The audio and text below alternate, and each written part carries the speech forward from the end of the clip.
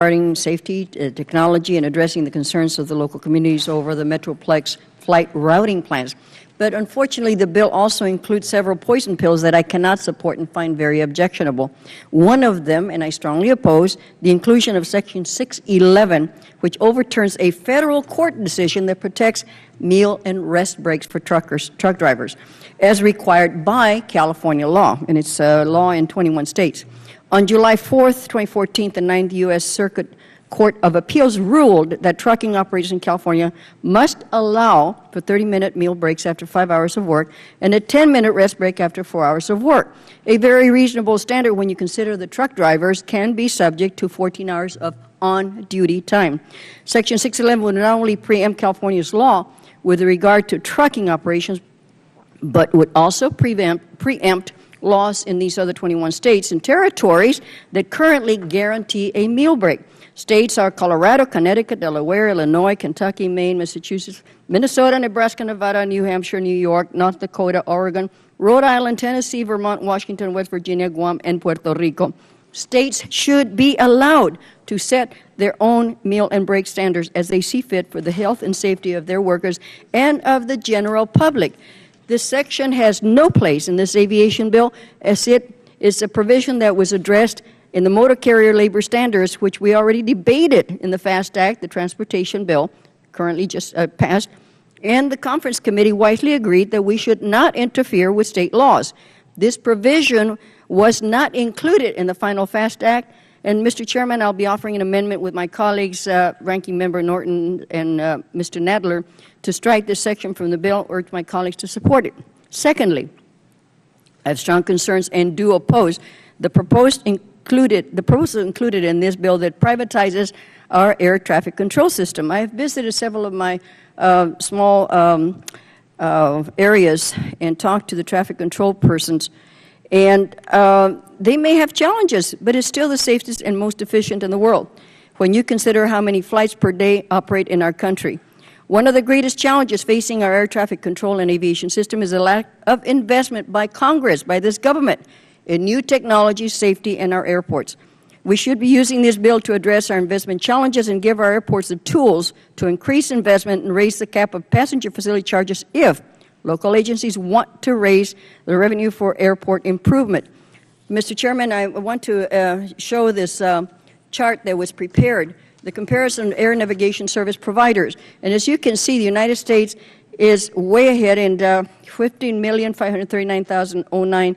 This is in movements.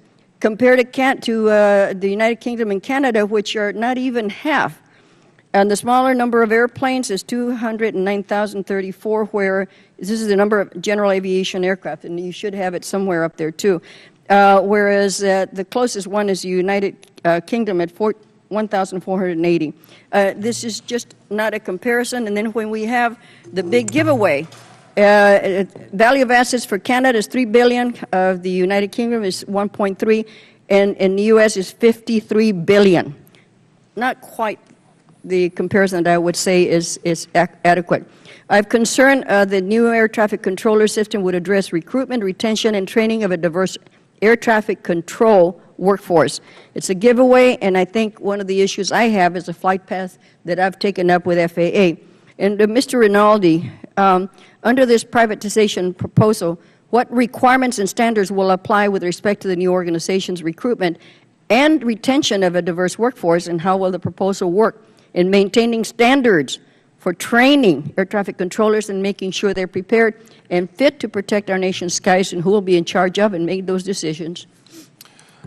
Thank you, Congresswoman. Great question. I believe by bringing all of the negotiated agreements and work agreements over intact and having a robust transition period to work all these issues to make sure we have no unintended consequences on the safety and efficiency of the system, and to ensure that we continue to hire in a diverse pool and make sure that we are training properly and using modern technology for training tools. Right now, our training system is pretty antiquated, and using modern technologies for training, we can hopefully streamline the training and speed it up to the point that we can actually see a controller be fully certified in less than 5 years.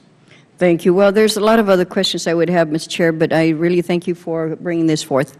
I yield back. Thank the gentlelady. With that, Mr. Massey is recognized.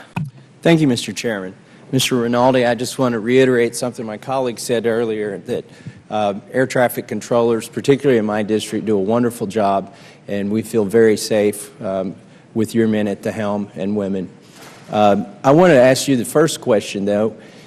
I was able to go into an air traffic control tower at CVG, and the first thing that struck me, besides the professionalism of your crew, is the antiquated technology. I mean, it looked like a computer room from the 80s, and that's being kind.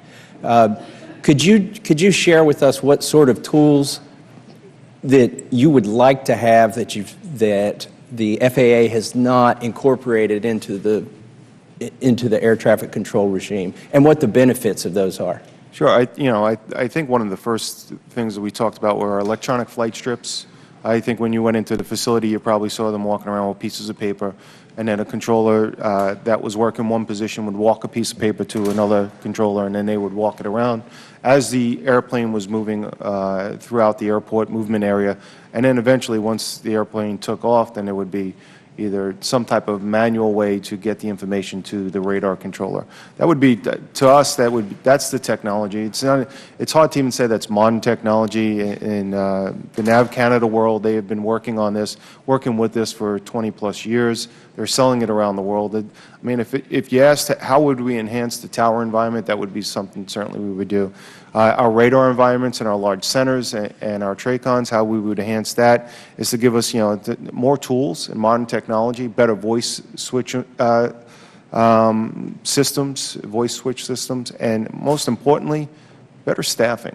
We are crucially at this point with our staffing, where controllers are having tough times to get breaks, take time off, to make sure they have appropriate amount of fatigue mitigation going on.